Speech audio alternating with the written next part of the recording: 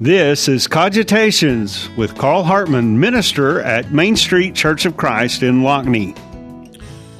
Good Sunday morning. I hope your Sunday morning is off to a great start, and I'm glad you have chosen to tune in here to 106.1 Flip FM for another episode of Cogitations as we continue our journey into seeking to understand how we can know with a great degree of confidence that there is a divine mind that has fashioned and created the universe in which we exist in. This is the train of thought, the study that we have began exploring several weeks ago, and we continue to explore today because we want to give it the due attention that it deserves.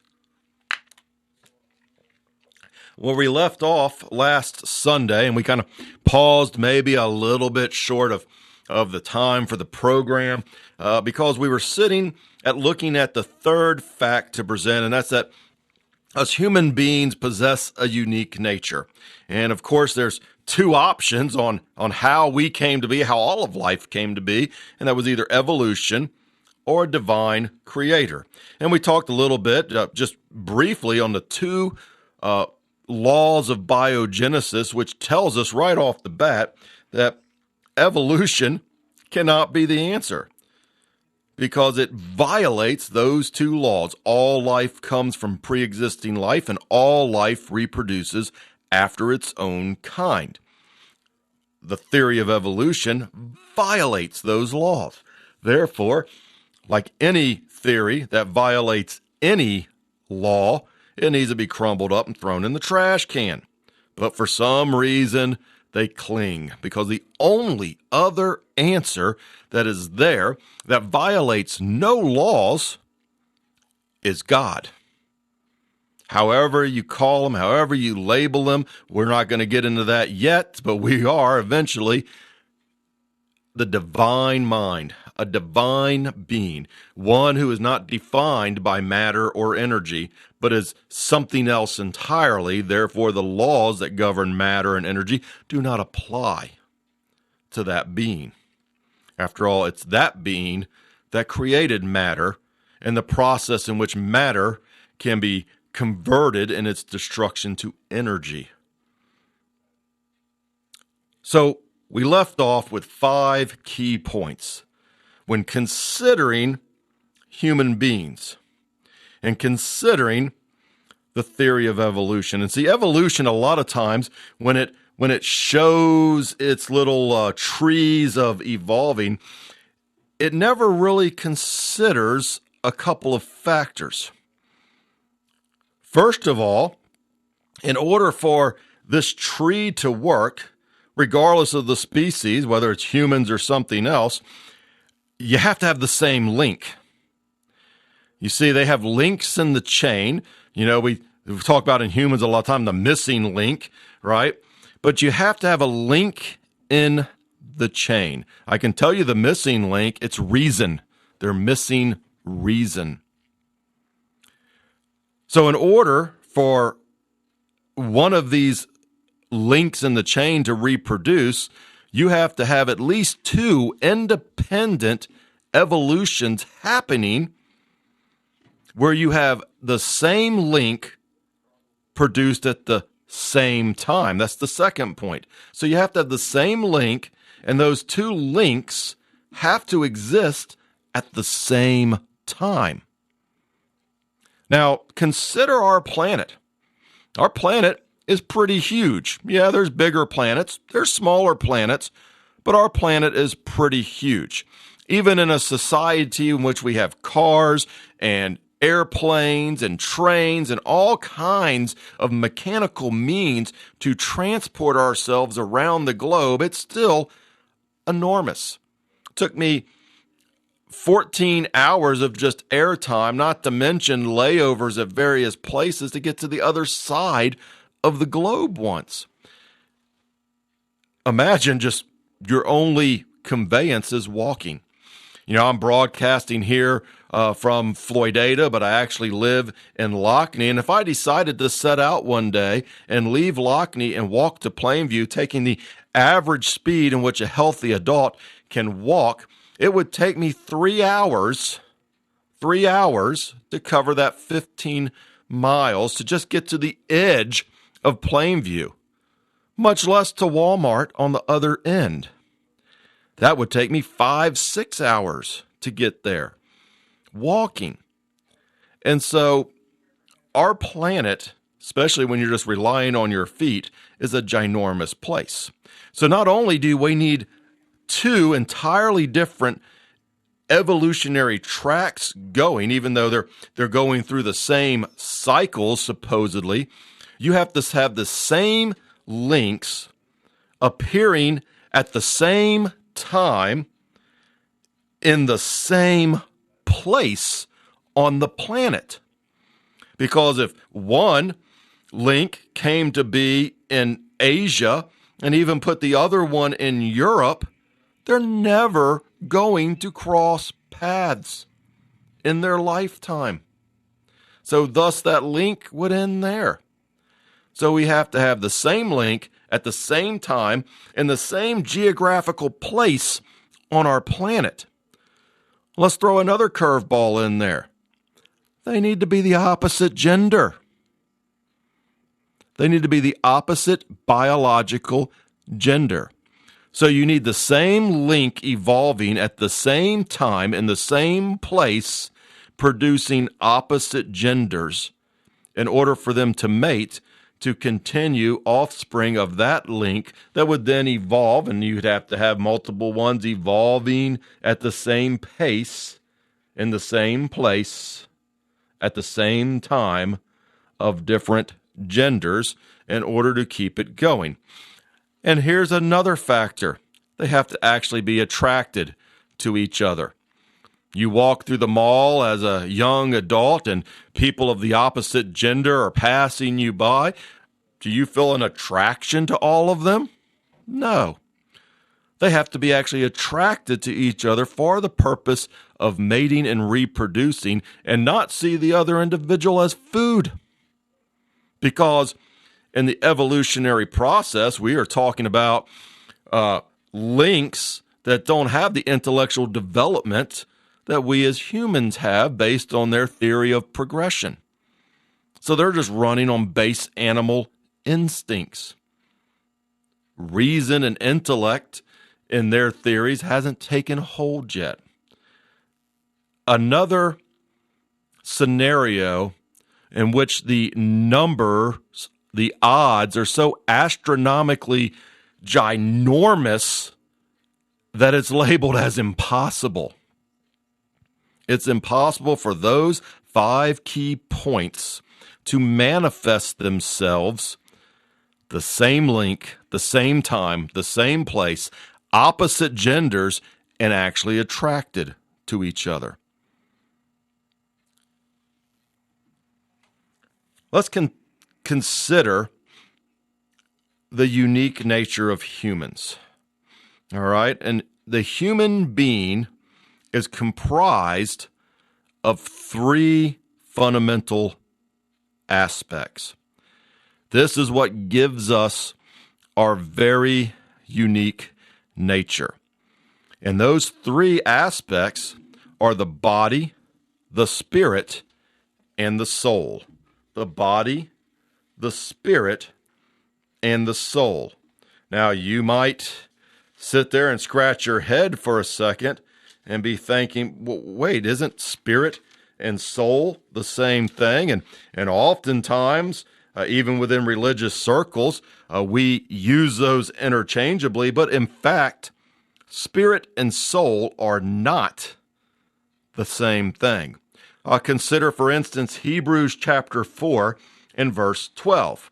For the word of God is living and powerful and sharper than any two-edged sword, piercing even to the division of soul and spirit. You see, the Hebrew writer informs us there that the soul and the spirit are 2 distinctly different qualities of a human being. Spirit is simply life. Everything has the spirit of life. God gave the spirit of life. God put life in every living thing. God breathed life into the nostrils of man. Life, everything possesses that is alive. The spirit of life. But the soul is what hangs in the eternal balance. The soul is who we are. The soul defines our character, our personality, and we develop and we nurture that soul, and we try to bring that soul into alignment with what God desires us to be. It is our soul that we hope will enter the eternal rest and not the eternal damnation. Let's consider Ecclesiastes chapter 12 and verse 7. Ecclesiastes chapter 12 and verse 7. And if you have a Bible handy, I encourage you just to flip over there and follow along. I always encourage people, and like our Bible study at 9:30 on Sunday mornings at Main Street Church of Christ, and our Wednesday night Bible studies at 7 p.m. And we even have a ladies' Bible study we started this year at 10 o'clock on Wednesday mornings. I encourage all of them at all those times. We just had the third Sunday evening of every month, we have a teen devotional night, and I encourage them there to have a Bible, whether it's electronic or physical. Open that Bible, turn to where someone is reading, where someone is referencing, and look with your own eyes what is being said there. Make sure the whole thought is being captured.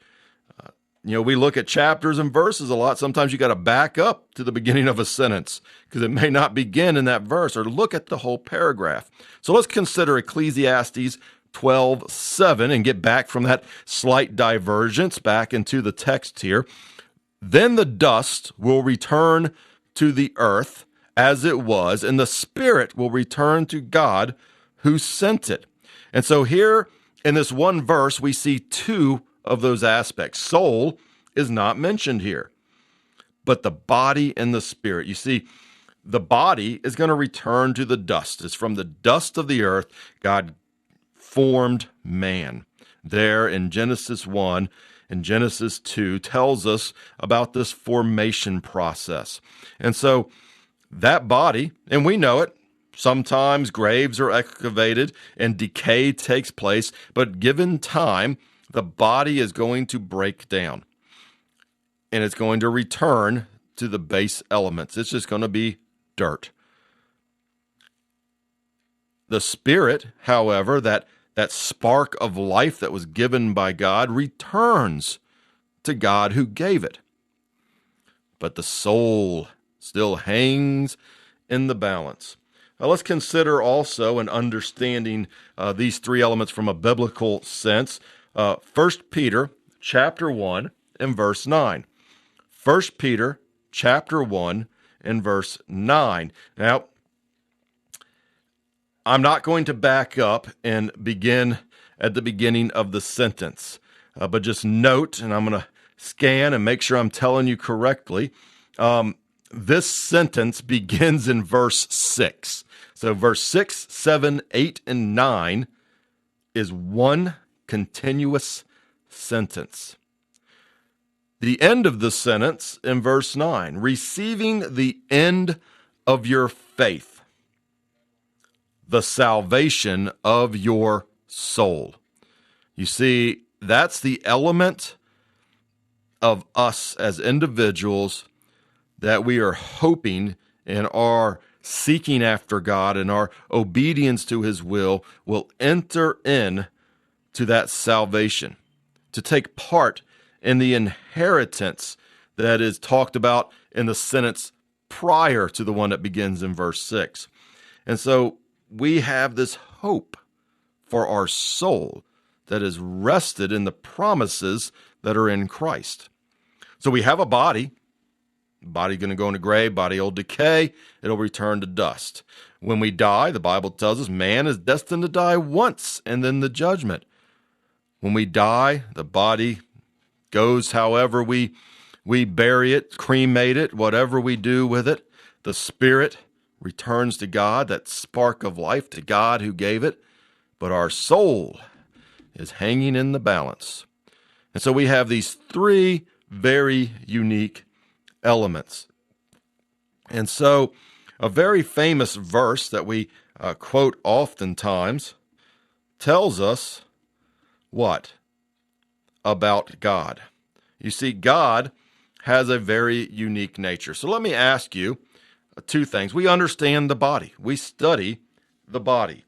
We know what the body is comprised of and made of.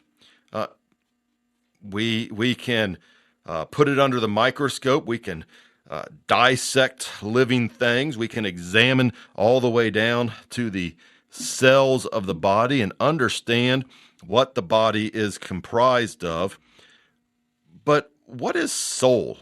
What exactly is soul comprised of? Do we know? No, we don't. We can't separate the soul out of the body and put it in a petri dish and put it under the microscope and examine it and test it and see what it is that it is comprised of. What is spirit? What is that spark of life? We don't know. Again, it is an element in which we do not understand what it is comprised of. We can't strain the spirit out of the body and examine it. Put it under the microscope. Consider what it is comprised of. And so we are left to scratch our head when it comes to the rules and the laws that we have. We can hypothesize, we can theorize, but there are no laws and no facts that we can obtain through scientific means to understand exactly what is spirit. And so here's where we come to our answer. When we look at the origin of the universe, when we look and consider what is it comprised of, well, we ask ourselves, how did it get here? There's only one explanation that stands, that cannot be disproven. I talked at the beginning of this series about the forensic methodology.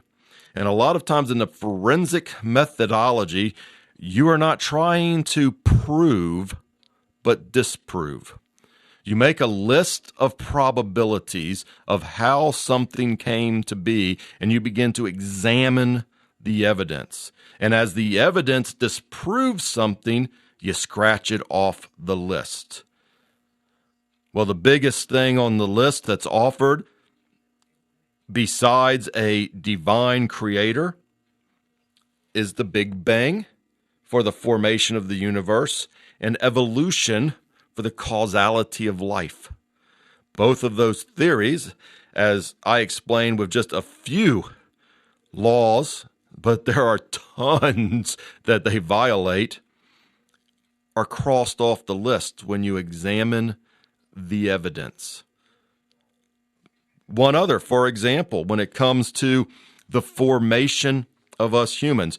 In 1900, there was an interesting thing discovered about our blood, that all the human races, which we actually didn't have a race system until the late 1800s, but when you look across the globe and we see people of different color, different ethnicities, that all of those people have the same blood base. So what that means is, yes, there's like 8 blood types, but we have a shared common blood base. So what that means is I'm in the hospital dying and bleeding out, and I need a blood transfusion. Well, yeah, I need that AB positive or several others, because AB can take some others. But it doesn't matter if that blood came from an African, an Asian, an Eskimo, a native Indian, someone who's Hispanic or Latino. It doesn't matter, because we have the same blood base. But what they discovered with that is every creature that has the same blood base has the same origin. And so, all of the human race shares a common origin. Well, here's the kicker. Guess what?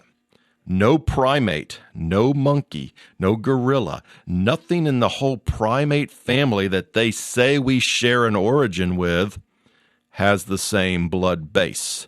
If you're dying in the hospital, you cannot get a blood transfusion from a chimpanzee because we don't have the same blood base. Therefore, based on the science, we don't have the same origin.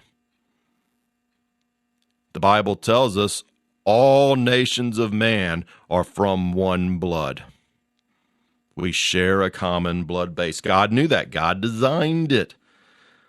John chapter 4, verse 24. John chapter 4, verse 24 tells us what God is made out of. You see, if we know what God's made out of, then perhaps we can begin to understand his existence. God is spirit. God is spirit. The first three words of John 4:24 tells us the substance of God. So as we already discussed, what is spirit? Don't know. We don't know the comprehension of spirit, what it is composed of, the composition. That was the word I was looking for. The composition of spirit. We know it's not matter. The body has matter, and the spirit is something that exists independent of the body, the spark of life that returns to God who gave it. We know it's not energy. That is a byproduct of matter. So God is made of a substance that we have yet to define. And since God, this divine mind, this divine being, is comprised of a substance that we don't understand, that we can't examine, that we can't put under the microscope, that we can't touch and feel and handle and explore its elemental composition. Of course, if it has an elemental composition, then it's matter. It's not matter. And so therefore the laws that govern matter in the universe do not apply to spirit. Therefore, the laws that govern the production of energy and the expense of energy and the source and composition of energy does not apply to spirit. So now we have a divine being comprised of a substance that is not bound by the laws of the universe.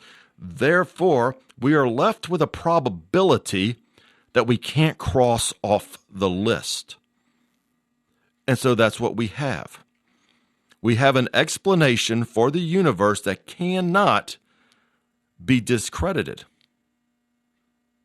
Therefore, based on the forensic approach, it's the answer, because it's the only answer that remains. It's the only explanation that stands the examination.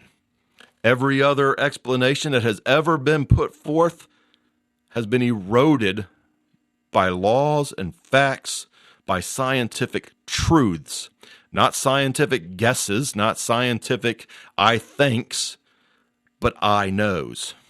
The things that we know. Remember at the very beginning of this exploration, I said knowledge falls into three categories. There's the things that we know. These are absolutes. These are things that we know for certain, like gravity. It's been tested and tested and tested and tested and tested and tested, and I could keep going for the rest of the program. Tested with the same results over and over and over and over again. We understand that's something we know, the law of gravity. That's why it's a law and not a theory. There's things that we don't know. We just simply don't know, like the composition of spirit. What is spirit? We understand the essence that spirit is this breath of life, but we don't understand exactly what it is.